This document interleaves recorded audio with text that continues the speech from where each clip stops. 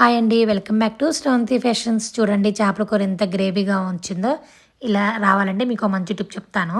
చేప ముక్కల్ని శుభ్రం చేసి పెట్టుకోండి. తర్వాతకి ఒక కడాయిలో మెంతులు ఉల్లిపాయలు వేసుకొని మంచిగా బ్రౌన్ కలర్లో వచ్చేదాకా వేయించుకొని మిక్సీ పట్టుకొని పక్కన పెట్టుకోండి. మళ్ళీ అదే కడాయిలో ఒక 4 పచ్చిమిర్చి ఉల్లిపాయలు కొంచెం అల్లం పేస్ట్ వేసుకొని బ్రౌన్ కలర్ వచ్చేదాకా వేయించుకున్న తర్వాతకి మనం మిక్సీ పట్టుకున్న పేస్ట్ అంతా దాంట్లో వేసుకోండి.